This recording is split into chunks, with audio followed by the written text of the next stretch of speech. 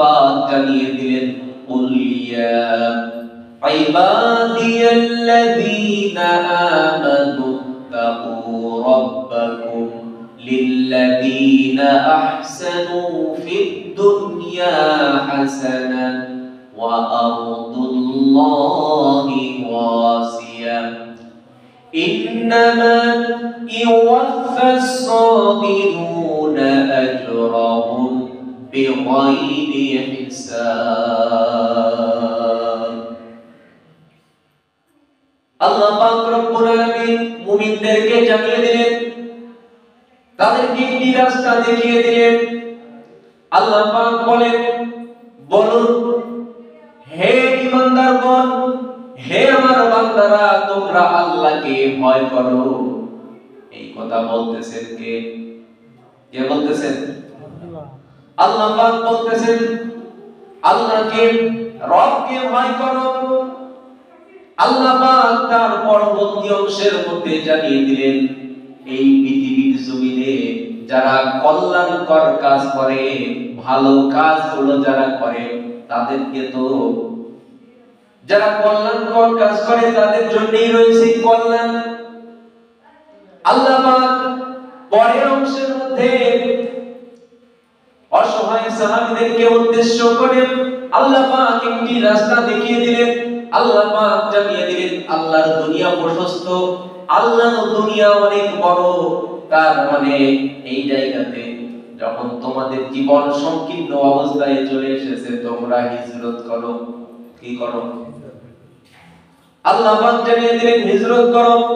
আল্লাহর দুনিয়া প্রশস্ত, ধৈর্যশীলকে তো আল্লাহ অপরিমিত পুরস্কার দান করবেন। এই পৃথিবীর জমিনে কোরআনকে মানার জন্য, আল্লাহর হুকুমকে মানার জন্য যাদের উপর দুঃখ, কষ্ট, নির্যাতন নেমে এসেছে, এই অবস্থায় যারা ধৈর্য ধারণ করেছে, তাদেরকে অপরিমিত পুরস্কার প্রদান করা হবে। অপরিমিত মানে হলো যার কোনো সংখ্যা নাই, এত পুরস্কার দেওয়া হবে যা গণনা করে শেষ করা যাবে না। আল্লাহ পাক যখন সূরা জুমারের 10 নম্বর আয়াত নাযিল করে দিলেন, আল্লাহর নবী সাল্লাল্লাহু আলাইহি ওয়াসাল্লাম এইরকম গরীব অসহায় সাহাবীদেরকে হিজরত করার নির্দেশ দিলেন। আবু সিনিয়ায় হিজরত করার নির্দেশ দিলেন। তার কারণ হলো, আবু সিনিয়ার যিনি তৎকালীন বাদশা, তার নাম ছিল আসহামা নাজ্জাশী। সে একজন ন্যায়পরায়ণ বাদশা।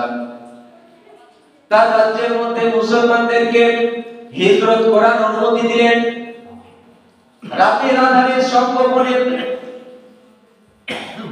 কাফেরদের দৃষ্টিকে অগোচর করে মুসলমানরা লোহিত সাগর পাড়ি দিয়ে আসহামা নাজ্জাশীর দরবারে প্রবেশ করেছে, তার রাজ্যের মধ্যে প্রবেশ করেছে। কাফেররা যখন সংবাদ পেল মুসলমানদের একটি দল তাদের চোখকে ফাঁকি দিয়ে তারা আবু সিনিয়ায় হিজরত করেছে, খবর পেতে দেরি হয়েছে। কাফেরদের একটি দল তৎক্ষণাৎ কিছু দাওয়া করেছে লোহিত সাগর বরাবর। তারা পৌঁছেছে, সেখানে কি খবর পায় মুসলমানরা লোহিত সাগর পাড়ি দিয়ে আবু সিনিয়ায় চলে গিয়েছে। আর কিছু করার নাই, তারা আবার পুনরায় মক্কায় ফিরে আসছে। এমন তো অবস্থায় কিছুদিন পার হয়ে গেল। আল্লাহর নবী সাল্লাল্লাহু আলাইহি ওয়াসাল্লাম তিনি হঠাৎ করে কাবা ঘরের কাছে চলে এসেছেন। অসংখ্য পৌত্তলিক কুরাইশ নেতারা সেখানে উপস্থিত রয়েছে।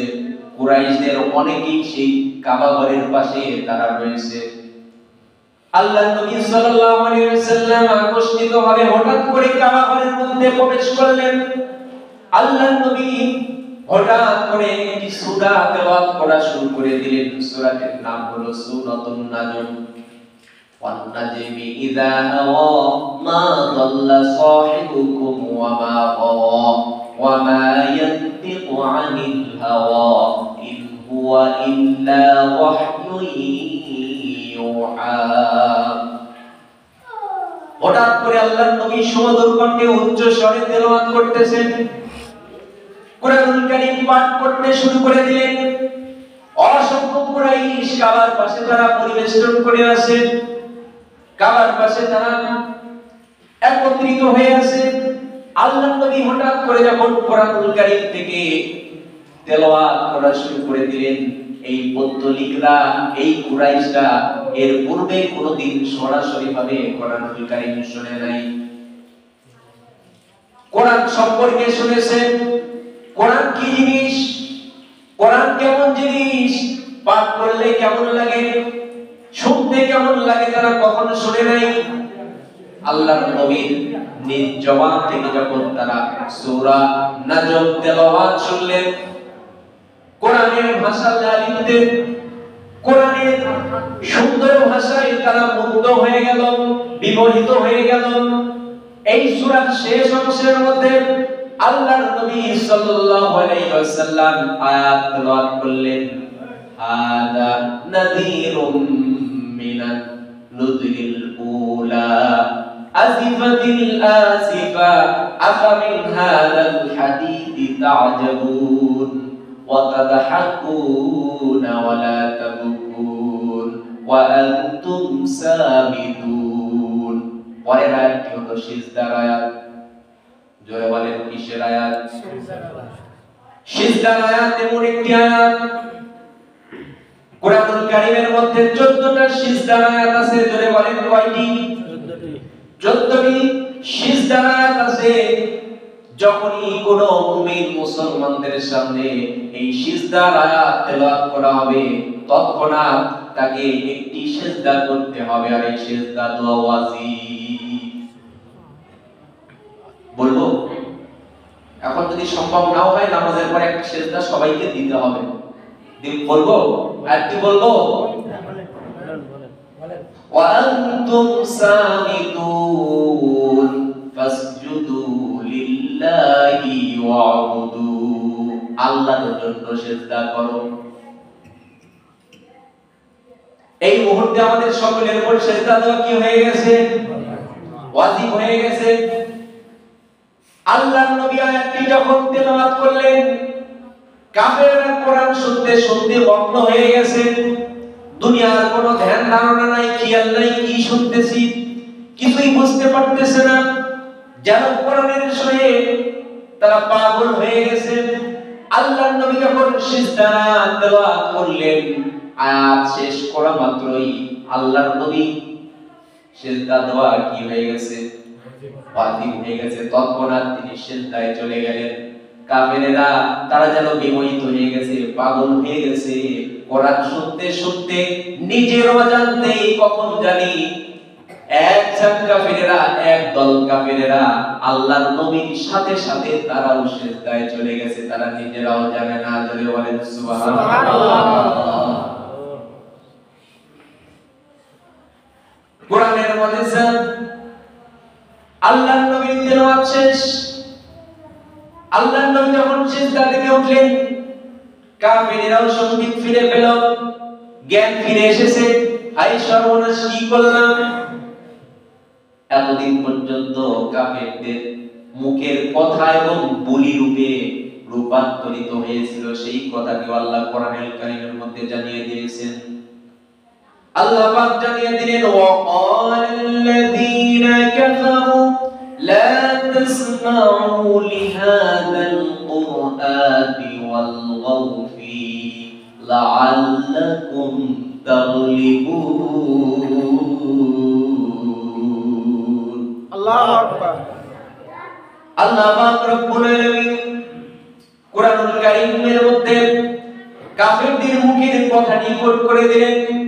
কাফেরদের এতদিন পর্যন্ত তাদের মুখের বলি ছিল, যখনই কোরআনকে তেলাওয়াত করা হবে, যেখানেই কোরআনের কথা বলা হবে, তোমরা সেইখানে যাবে, সেখানে বাধা দেবে, হট্টগোল গন্ডগোল তৈরি করবে, যাতে করে তোমরা বিজয় লাভ করতে পারো।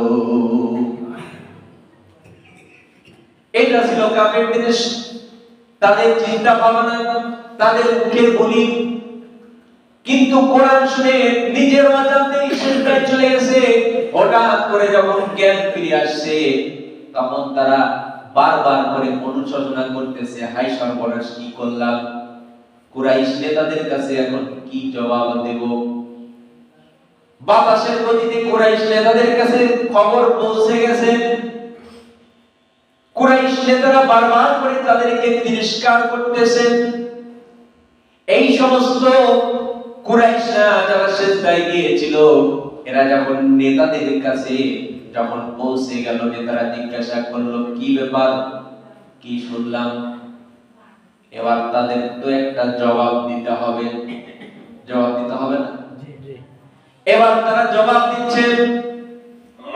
মুহাম্মদ সে যখন কথা বলতেছিল আমাদের দেব দেবী সম্পর্কে অনেক ভালো ভালো কথা বলেছে। কি বলেছে?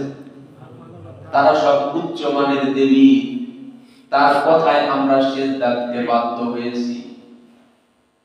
ওজোরটা একটা পেশ করতে হবে, হবে না? এটা অস্বাভাবিক কিছুই না। যেই মানুষগুলো আল্লাহর নবীর সম্পর্কে মিথ্যা মিথ্যা কথা বলে প্রচার করে, তার সম্পর্কে গুজব ছড়ায়, তাদের পক্ষে এইরকম একটি ডাহা মিথ্যা কথা ওজোর পেশ করবে, এটা অস্বাভাবিক কিছুই না। এইদিকে আলোচনা করতেছিলাম, মুসলমানদের একটি দল আবু সিরিয়ায় হিজরত করেছে। কোথায় হিজরত করেছে? আবু সিরিয়ায় হিজরত করেছে। মক্কার এই মানুষগুলোর সিজদা দেওয়ার খবর তাদের কানের মধ্যে পৌঁছে গেল। তারা একটু ভুল শুনেছে। ভুলটা শুনেছে কুরাইশরা তারা মুসলমান হয়ে গেছে, তারা নামাজ আদায় করেছে। এই খবর যারা হিজরত করলো সেই সমস্ত সাহাবীদের কাছে পৌঁছে গেছে।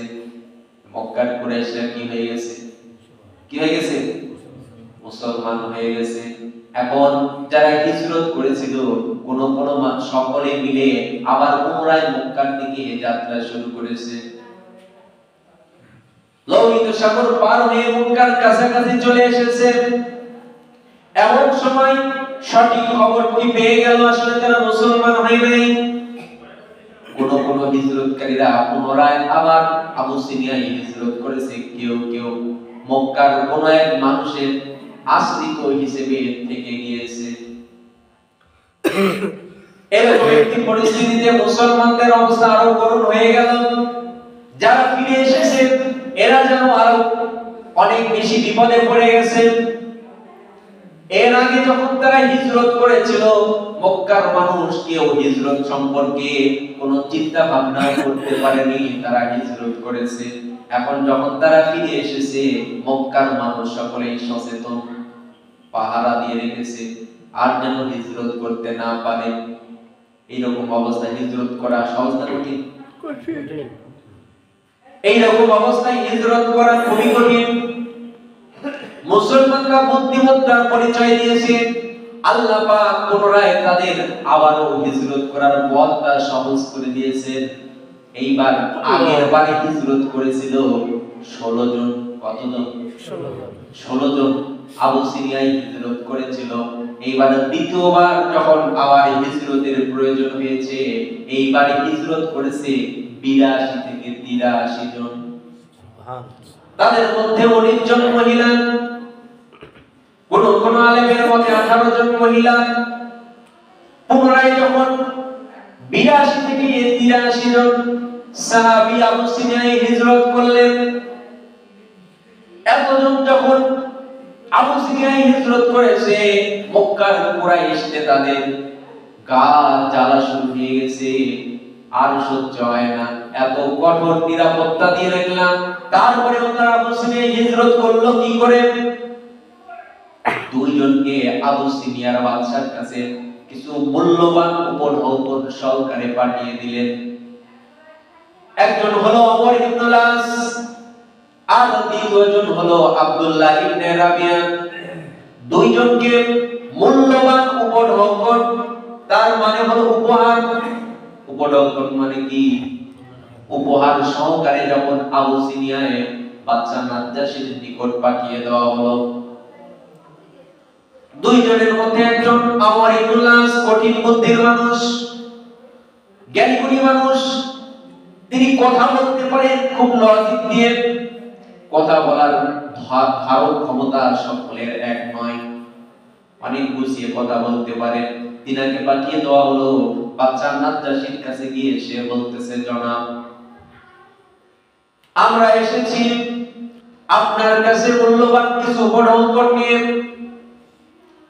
আমার সমাজের কিছু নির্বোধ যুবক তাদের আত্মীয়তা ছিন্ন করেছে, তারা নিজ ধর্ম ত্যাগ করেছে, এমনকি তারা আপনার এই রাষ্ট্রের মধ্যে পালিয়ে চলে এসেছে, তাদের হিতাহিত ঠিক মতো জ্ঞান নাই। এইরকম কিছু নির্বোধ যুবক আপনার রাজ্যের মধ্যে প্রবেশ করেছে। তার আত্মীয় স্বজনরা, আমাদের সমাজের প্রধানরা তাদেরকে ফেরত চেয়ে উপঢৌকন সহকারে আমাদেরকে পাঠিয়েছে। আমাদের সঙ্গে তাদেরকে আমরা মক্কায় নিয়ে যেতে চাই, যদি আপনি একটা বার আদেশ দেন। বাচ্চাকে যখন এই কথা বলেছে, এই কথা বলেই ক্ষান্ত হয়নি। তারা বলতেছে তারা একটি নতুন ধর্ম আবিষ্কার করেছে, আমরা যে ধর্ম মানি তারা না সেই ধর্ম মানে।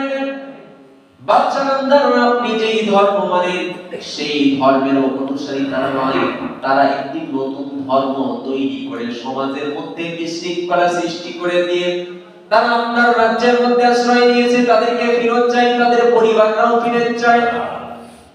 বাচ্চা তখন বললেন, আচ্ছা ঠিক আছে, তাদেরকে ডাকো। বাচ্চার হুকুম মতো মুসলমানদেরকে তার রাজ্যের মধ্যে, তার রাজ দরবারের মধ্যে ডাকা হলো। রাজ দরবারের মধ্যে এসে মুসলমানদের মধ্যে একজন কথা বলার জন্য নিযুক্ত করা হলো হযরত জাফর ইবনে আবু তালিব। তিনাকে যখন বাচ্চা নাজ্জাশীর কাছে যখন উপস্থিত করা হলো, বাচ্চা নাজ্জাশী হযরত জাফর ইবনে আবু তালিবকে জিজ্ঞাসা করলেন, তোমরা নাকি সমাজের মধ্যে বিশৃঙ্খলা সৃষ্টি করেছো, তোমাদেরকে ফেরত নেওয়ার জন্য মক্কা থেকে এই দূতগুলো এসেছে। বাচ্চা নাজ্জাশী যখন তাকে প্রশ্ন করলেন, তোমরা কেন আমার এই রাজ্যের মধ্যে আসছো?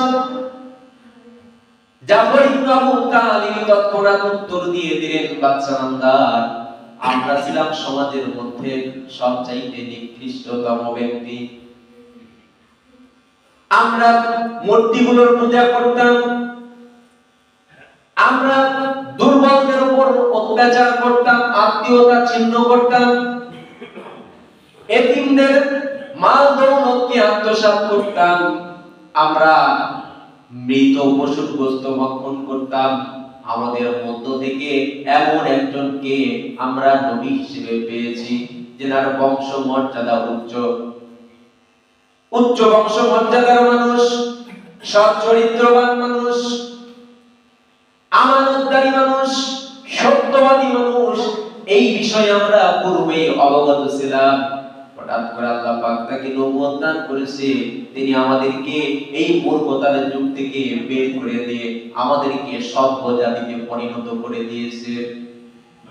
তিনি আমাদেরকে মানুষদেরকে অত্যাচার করতে নিষেধ করেছেন, যুদ্ধ হাঙ্গামা করতে নিষেধ করেছেন, নামাজ পড়ার আদেশ দিয়েছেন, রোজা করার আদেশ দিয়েছেন, যাকাত দান করতে আমাদেরকে আদেশ করেছেন। আমরা যখন এই